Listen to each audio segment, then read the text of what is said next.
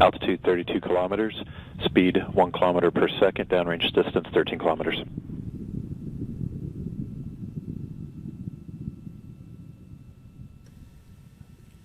Data coming back shows vehicle on course, on track.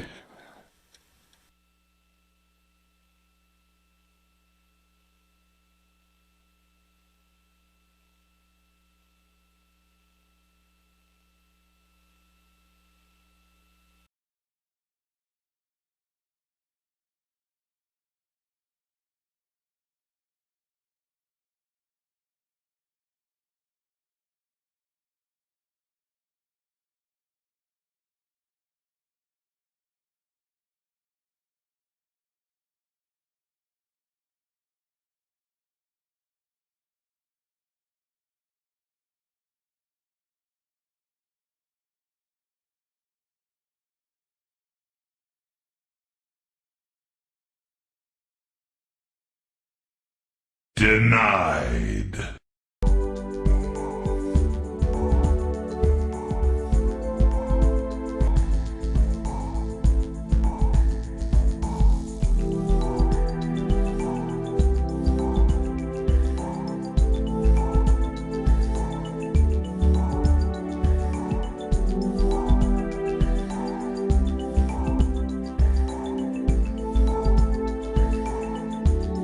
Most of the prompt gamma radiation is deposited between 25 and 30 kilometers altitude.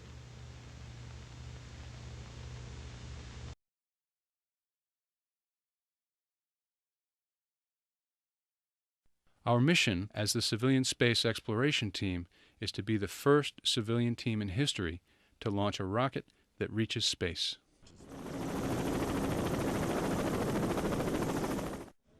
All systems are go for launch. T-minus 10 seconds.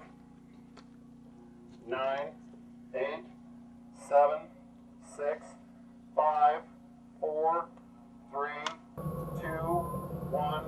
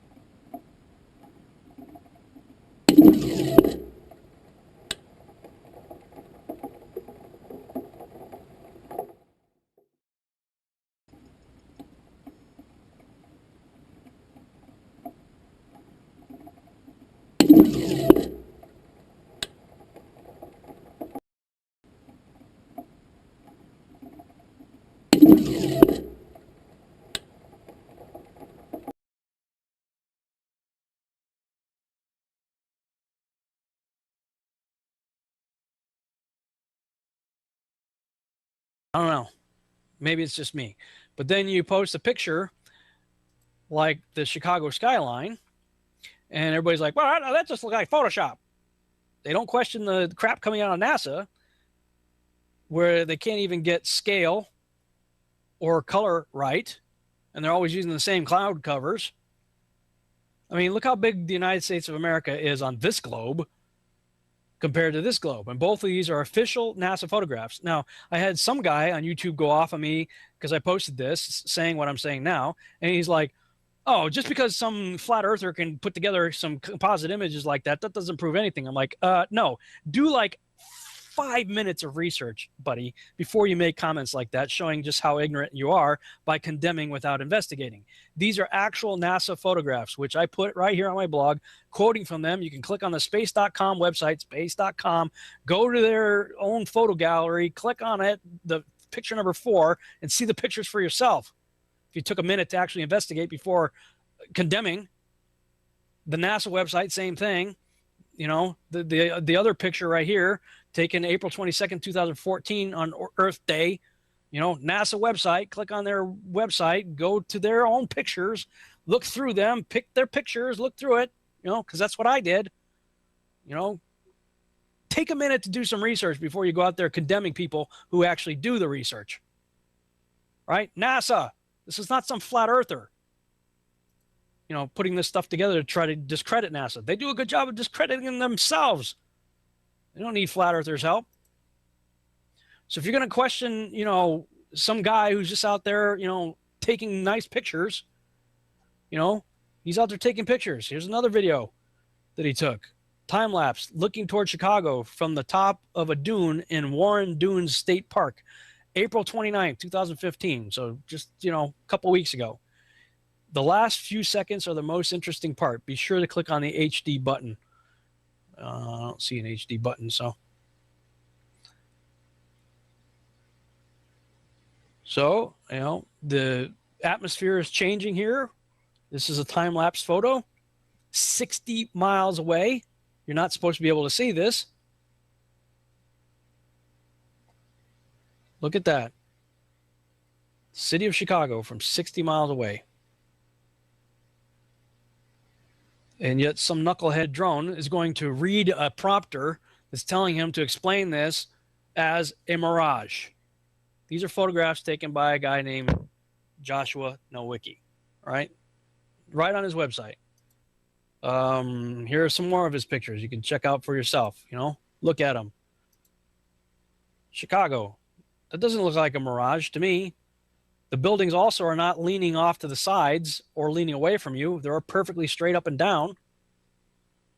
You know, if this is a mirage, I mean, first of all, it'd be all distorted and wavy and look totally weird. If we really are on a globe, then they should be like facing away from you, leaning away, not perfect straight up and down. They should be leaning side to side. They shouldn't look like that. You know, based on my own tests that I've been doing, I believe this guy. I think that that's really Chicago. I got a friend of mine, Rick Hummer. He says, you know, he's seen it too. He's looked out over the, you know, the horizon there and seen Chicago from where he lives in this general area. He said, you know what I'm going to do? I'm going to wait for a nice clear day. I'm going to set the camera up so I can see it, you know, from this distance. And I'm just going to take a boat right across and just drive it all the way there and watch, you know, the city get bigger and bigger and bigger, you know. Not all of a sudden magically the mirage goes away and then the city pops up over the horizon. Do the test for yourself, people. And that turns out to be about 3,100 miles. And if you were going to try and hide this information that the sun is actually very close, perhaps you'd encode it in symbol. Does this look familiar? There are quite a few videos like this one where people send up their video cameras on weather balloons. One thing to note is where you can see a hot spot on the clouds directly under the sun, like here. You see it? Directly under the sun is a hot spot. Now, that would be impossible if the sun was 93 million miles away. But also note how the sun appears to move with the Earth. As the camera rocks about, you'll see the sun moving around with the Earth. Now again, if the sun was 93 million miles away, you wouldn't see that. Just like if you were on a speeding train, the trees next to the track will whiz past you, but the mountains in the distance would, well, they'd hardly move. And if the sun was behind those mountains, the sun wouldn't move at all. So just like in this diagram, you can see there's a sun a long, long way off and a sun that's directly above the kind of landscape. And as the camera is simulated to move here, you can see that the closer sun is moving with the simulated Earth here. But the one further away moves as if it was further away. You can see it hardly moves in relation to the Earth. Again, that's not what we see in these videos. the sun appears to be directly above the flat Earth. In the flat Earth model, the sun rotates around us and only appears to rise and set because of the way our vision works. We see in perspective. That is, the horizon is at our eye level, and as things recede from us, they tend to converge to the centre of that horizon line, to a place that's known as the vanishing point. Just as if you were standing at the end of a very long corridor, you would see that the walls would appear to converge. The floor would appear to rise up to meet the horizon, and the ceiling would also appear to move downwards. Of course, the walls and the ceiling are all parallel to each other, so they don't actually move anywhere, but it would just appear that way. And anything that lies beyond the vanishing point is effectively invisible to us. It's beyond the limit of our vision. The clouds...